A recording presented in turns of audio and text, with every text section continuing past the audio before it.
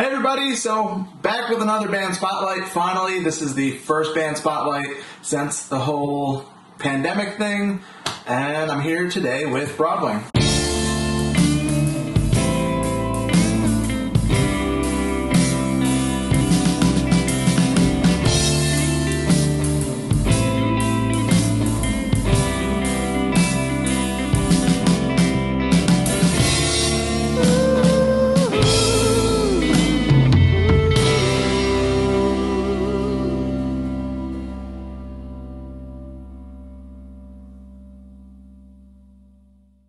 So what's going on, guys? Straight out of Coronaville, USA. Yeah, right? Hometown. Yeah, we're happy to be here, man. It was good driving through some countryside.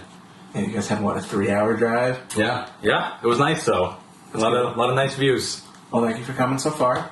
Thanks for having Thanks us. for having us, man. But Yeah. So, the reason you guys are here today is you were about to put out an EP, yes? Yes. Yeah. Alright. You said it was coming out on the 8th. August 8th. So when this video is out, it'll have just come out yesterday. So Nice. I'll put the Good links to timing. everything. Go look at it. But anyway, We weren't smart enough to do that on purpose. That was 100%. It was meant to be. accident.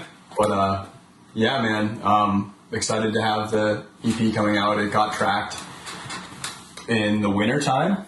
Actually, when this guy had his first kid. Mm-hmm. So to have it come out now, we were obviously planning on having it come out in the summertime and hopefully have like a big EP release show. yeah. But now that kind of everything shifted going on. into a new world, and we just didn't want to not get it out there any longer, and we're probably going to do some, like, I don't know, outdoor house shows or something smaller, low key to get this cool. out. But At least do something to get the hype rolled with it. Yeah, it makes sense. Like, you can't, with everything going on, you can't wait forever. Mm-hmm. It's just, there's a point that it's not worth the time and the, like, restraint. Just get it out and let people enjoy it. Mm-hmm. and we're writing more, so it's like Yeah, exactly. you can't So- just like backlog it up. So yeah, wanted to get it out while people are able to be out and about. So You guys sent it to me the other day. I listened. Sounds really good. did you dig it? Yeah. Yeah. It was. I didn't listen to the whole thing, I will admit, because I was trying to listen to it on my drive to work, and the way you sent it, it was just open in my internet browser, and I guess my phone, for some reason, when the screen goes off, it shuts off, so I kept having to like try and reopen it and start it again, and it was. But yeah, so I think I got through the first 3 songs. That's okay. Broadwing's not for unsafe driving. That's not a part of our mission statement. So yeah. Yeah, I dig it. Like, the intro was, I didn't expect the rest of it to sound the way it did based on the intro. The intro sounded like way more country to me. Country as fuck. And then it like completely changed, and I was like, alright, this is cool. Yeah, it's obviously it's called Tennessee. Yeah. I don't know if you want to go into why it's called that, but we wanted to by get all that means. vibe. Yeah. Yeah. Okay. So the first, like, this is our second EP out. So first one was like a lot of songs that were written while we were still in undergrad and college, like a lot younger than we were now, and about changes and shit happening in that piece of life. And then this one is all written about all the stuff that's been happening since we've been out of school, growing up and doing the different things that we've been doing, having kids, going to, I don't know, my life's been crazy. And so we live in New Hampshire, for anyone that doesn't know us. And now the past year has created a real weird relationship between my New Hampshire and Tennessee life, where a bunch of different, like, very happy, very sad songs on the record, but my wife moved to vet school down in Tennessee, and we kind of, out of nowhere, like, to make it happen, because it's so competitive to get down there, we didn't know where she's even going to get into school. She got into school, we sold our house here, and then she moved down there, and then there's no work down there at all. Like, 2-hour drive radius around where she's at, there's like nothing to work. So I've been living up here, and a lot of the songs are about the weird and crazy shit that happens when you are constantly, like, I'd go down once a month, so I write songs about, I don't know, how that can feel shitty. And then there's songs on there about being poor, songs on there about, I don't know, just lots of life transition stuff. Yeah. And it's really like Tennessee. A lot of friends have moved down there and been down to Nashville for music and things like that. Even Ethan was one of the earlier people in our band, moved down. And just a lot of weird connections have formed with that state, and none of it had anything to do with me living there. Yeah. Road trips that happened, all sorts of weird stuff. Mm-hmm. And so we kind of wanted like a folk bumpkin edge on it, Yeah. to put out some of those sounds from down there, I guess. I mean, it definitely has that, but it's not just that, which I think is what makes it so cool. Sure. Because it's like, I like when genres incorporate other genres, just because it keeps things interesting. It's not the same thing coming out over and over again. Yeah. You know? So. And we're the furthest thing from a country band, but it just felt right to kind of incorporate little, because we have the folk vibe already, so it kind of transitions easily with that genre. So it felt right to kind of like make it acoustic heavy, you know, to kind of rely on the acoustic guitar and like give it that kind of simple kind of a feel to kind of evoke, you know, almost kind of evoke the imagery of like what you picture about Tennessee. Like not a whole lot going on down there except for, you know, you've got Nashville obviously, but that's also a city that's so embedded with country music that like it was nice to kind of add that seasoning with the record, kind of give it that. But I listened to like zero country, except for like Johnny Cash and like Hank Williams Jr. or something like that. So I listen to no country. She loves country, yeah, but we actually listened to a little Sturgill Simpson on the way up, if you know him. I'm gonna say I'm a half hick. only half. I'm a whole hick. Love I'm you. Oh, just a northern hick. I'm like 3%. That's probably more hick. Maybe more like 75%. Yeah. Actually, my best friend lives in Memphis. Oh really? Hell yeah! Friend of mine just moved there. Yeah, he likes it but doesn't like it. At Yeah. the same time, he doesn't know a whole lot of people down there, so he wants to come home. But Yeah. he's into music, so that's the place to be. Yep. I know a couple people that have moved to Nashville. Like, but I don't know if I told you about my buddy Jesse. We had talked about doing stuff with him and Ethan a while ago. But yeah, it's just I know a lot of people that have moved down there, like kind of in our age bracket, specifically to Nashville, just because it's like such a booming city now, and if you're into music, that's the place to be. So. It's weird because It's fun down there.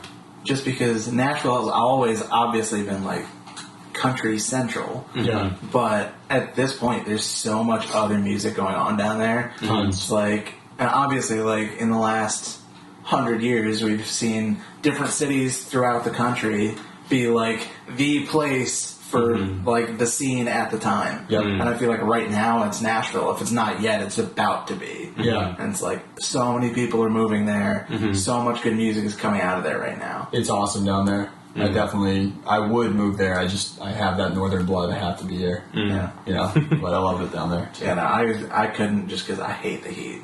Like, so much. Like right now, it was what, like 90 something today. Yeah. It's like, yeah, no, I'm good. I'm not capable of that. No way. I'll wear a t-shirt behind a snow blower or something like that. Outside for a second like this. I hate winter when it's winter, and then I hate summer when it's summer. Just always a piss. New England pissed off guy. Just want it to be the opposite season that it is right now. Until it's fall, and then it's like Fall's nice. I'll enjoy it for I'll the accept weeks it. that it exists. Yeah. First couple weeks of spring, perfect. First couple weeks of fall, perfect. Makes it worth it. Especially the foliage up here. Oh yeah. Now we're talking about some lame shit though. I know. For an interview. How's your record? How's the weather? Are we getting old, guys? Yes. That's what this record's about. I am 26 now. I'm at the age where I have to stop and think about it. I am 28. And with my bald head, it feels like I'm mid-30s. You know? Yeah, I'm getting there. Yeah. I was already along the way there, and I called it. I had to. I want had to. way. She won't let me. She I will had not a let way me bigger shave my damn problem. head. I had a bigger problem than you, man. Way bigger problem. I had stuff going down. I was like monking it, you know? Yeah. So I got lucky. Both my grandfathers, into their late years, had full heads of hair. So Nice. I don't think I'm going to lose it. Holding on. See, it's rough for me to deal with it because, like, my hair's been this long since I was like 11. Yeah. So I'm going, what? How old am I? Like, so that's like 14 years with this hair, and it's like I don't want to lose it. Yeah. It's gonna have to go eventually. Mm. dude. Because I'm not gonna be the dude that has like the long hair on the sides and the back, but like nothing up top. I'm not gonna do it. No way. You know, as long as you never get rid of the beard, I guess. Oh yeah, no, I'm not getting rid of the beard. Don't worry, that's here to stay. It looks great, I couldn't picture and it smells like lemon cake. That's You're awesome. welcome. I got into beard grooming this year. Nice. I've done a little bit of the beard oils. I like it. I actually shaved today, or trimmed today, but It's kind of they get a selfish little- because I like the smell. Yeah, my wife bought me them, so it's like the same deal. It's just a trend. Shit smells good. Man. It smells really good. It does. Just like for like hours after I use it in the morning, I just smell like lemon It's like cake. an It's air great. freshener for your face because it's right below your nose. So Wow. See, I have to wear this, which is full of oil, because I don't have a beard. So what song are you guys gonna play tonight? we're playing gift cards. Yeah. All our titles are pretty simple. Like we don't like to think more than what we say on it. So it's usually just like a piece of it. Like I think a lot of people do that. But, Yeah. So it's gift cards. It is about a time where I lost my job and I was out of the job for 2 months, and it got a little seedy. And I was at a point where my wife and I have like a tin of like all the gift cards we get for Christmas or birthdays, and we just forget to use them. And I was at the point where I whipped out that tin, and like whatever gift cards were in there, that's like was gonna dictate like what I was eating for the day. And so I'm like driving to like weird spots, and my diet was very fucking strange because it would be like, I don't know, like Panera soup, and then it would be like, I don't know, some other, it was all good stuff, but it was just about like that time, and it was almost like there's definitely like a little bit of gloom to it, but there's also like a humor to it, whereas like I kind of realized during that time how much I did not care about like the money, because it just made no difference. Like I was still out playing shows and just drinking shit beer with friends, and that's kind of what the song's about. It's just getting through times when money can be tough, but like also like I'd say probably a big part of our message as a band is always like we just think everything is. I just humor life so much. I think it's hilarious. I don't know. I mean, I feel like that specifically is something that a lot of musicians can relate to because we're all fucking broke. Like we all are. We've all been at the point where it's like, all right, do we want to put gas in the van or do we want to eat? 100%. That's a conversation that unfortunately is more than you'd like to have. Right? And Dave writes 99% of our lyrics, and they're all his writing style is very like literal story like. So it's fun to like with a song like Gift Cards to be able to take like a slice of his life and then like put it into a story like this and then like put music behind it and really like convey the emotion behind it, because like it's not necessarily my story, but I've been there too and I can relate to it. So it's fun to like put music behind that, really kind of push that story along. I mean, I feel like that's why music like that resonates with people so much, is just when there's so much music now that's just people are trying to force the lyrics out. They're just trying to write a hit. And it's like, and I mean, yes, to an extent that works if you know what you're doing, because obviously a lot of stuff that comes out now is just cookie cutter crap. But I think there's something to be said about a song that's just conveying like pure emotion, like real life situations that everybody knows that like everyone's going to connect with it just because they know that it's legitimate. Like they know that the person singing it has actually been there, and it's like, okay, somebody else gets that this is like a thing. Right. That shit is rough, and I don't know. It's just nice to. I think that's why a lot of people, especially people that get into music, like that become musicians from a young age, they're listening to music and something in it connects with them, and they're like, "Oh, look, somebody knows what I'm going through, even though it seems like no one could possibly understand." Definitely. So it's really important growing up. I think that's why probably me and you got into music. Like I'm just like, I love that and followed it. But I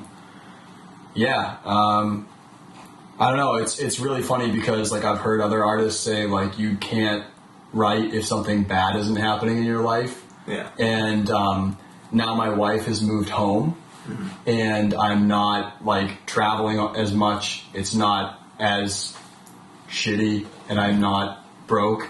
So now it's like slower for songwriting because it's like every EP came out, you'd have a burst of writing, write like 6 to 12 songs when things are like really rocky for 6 months or so. And then it's like, now I'm like, I don't know what to write about. Like, I'm not going to just sit there and be like, I'm cool. Things are fine. Like, I'm cool with that. I guess I can write a song like that, but yeah. Man, those songs don't ever come out as good as you think they are. I don't know, man. Art is pain. Like, any medium of art, not just music. Yeah. It's like the best artists of all time have become those greats because of the stuff that they're going through. Yeah. I think that's what's so cool about music, specifically now with the rise of internet artists and stuff like that, is being able to find what you resonate with. And I feel like that's something that didn't exist until maybe 15 years ago. Like when my dad was growing up, he listened to classic rock. What was on then, it wasn't classic rock, what we call classic rock now. Like he listened to what was on the radio and he connected with it, but it was it was a story of rock stars. But now it's like, if you want to find an artist that you resonate with because of their lyrics, you can do that. And I think people really connect more because they can find what they relate to instead of being fed something, and that's what's so cool about, being in this band, is like being able to like put our music out and have it be a story that like we relate to and that comes from our heart. It's not like, it's not something generic that we churned up because it's going to be popular. It's something that like, it's Dave telling a story and like putting emotion behind it. I think that's what's so cool about stuff like this. Getting stuff out there to people who want to pay attention to it instead of like just listening to what's on the radio. Yeah. Right. Yeah. Yeah. It's definitely nice to have the infinite, basically, amount of music to listen to at this point. You can find anything anywhere, and it's good and it's bad depending on how you look at it, because it's almost impossible to make a living at music at this point, but the art itself is thriving, right, which is cool. So if people just obviously there's still ways to make music at it while keeping the art intact. You just got to find out what they are. But I don't know. I like that you're getting more artistic integrity from people because they're not worried about, we need to write something that's a hit anymore, because everyone's of the mindset that it's like you can't even have a hit. It's not possible. The only people that are going to are going to be the people that have millions of dollars of record label advertising to push it. And it's like, that's not what most people want to listen to. They want to listen to real people. And it doesn't seem like that a lot of the time, but I feel like maybe it's just because I'm in the music scene and I'm surrounded by musicians all the time, so like generally musicians are more like-minded in that sense. They're the ones looking for all the little things, like the little gems that you're not gonna normally see. But I feel like there's a lot going around yeah, that you wouldn't normally be able to find ever. And it feels like it's nice now because music has started to feel more like a peer-to-peer relationship instead of before you had a middleman of like a record company or something. But like if you are a musician and you have something you want to get out, you can get it out on your own in your bedroom, you know. And if there's someone out there who's going to connect to it and listen to it and relate to it, they can find it. And I think it's so cool. It's like you said, it's tough because it's made it so hard to be successful, but it's made the art form thrive.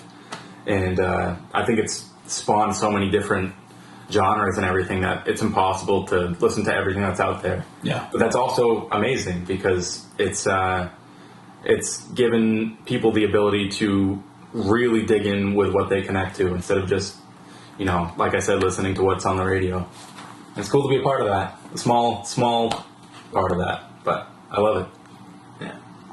Yeah, I like the smaller scene stuff just because people are just so much more willing to help the other bands out. Mm-hmm. Yeah. Which is great because I feel like that's how scenes like Seattle in the 90s happened. Mm-hmm. Was just all those bands were in a tight-knit musical community and they helped each other and they put shows on with each other and they like promoted each other, and that's what made something like that happen. Mm-hmm. And I can't really speak for how things are in the rest of the country right now, but around here in New England, like the whole scene is like that right now. Mm-hmm. It's awesome. We're all always pushing each other, which is really cool. Mm-hmm. And we came from like a metal background, so like for us, we were definitely used to having that in New England. There's such a great hardcore metal scene here. Yeah. And then it kind of was a weird transition because like our music is definitely not metal now. Like you'll still hear it. Like I feel like any metal fan out there that listens, they could probably find little things that happen. They're like, I bet you these guys listened to some stuff back in the day, you know. But it took a little bit of a transition period to kind of find like who is our crew now, because it's just different venues, different bands to play shows with or book gigs with. But we've been playing a lot in Concord, New Hampshire, and around there, and people have been awesome. So Cool. yeah, definitely still people that are awesome to help. Yeah, so I think we should get you guys to playing. Cool. But thank you guys for coming. Everybody, new EP came out yesterday as you're watching this, so go check it out. I'll put the link in the description.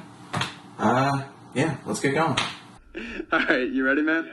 All right, this one's called Gift Cards.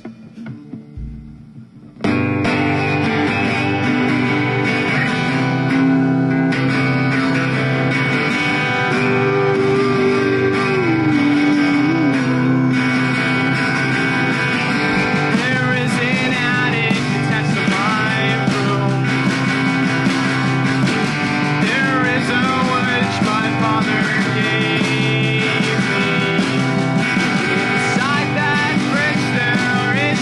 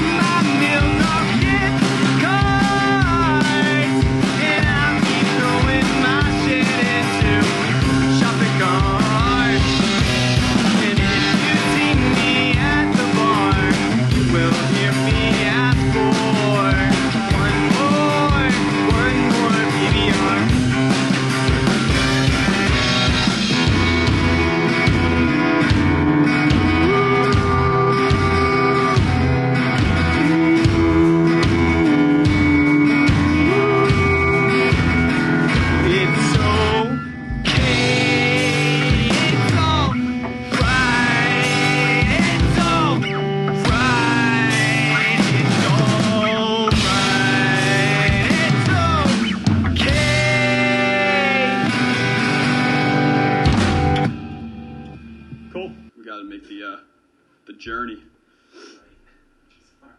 No, not you, man. I'm the one that was crazy enough bastard to drive 6 hours on a Sunday. So,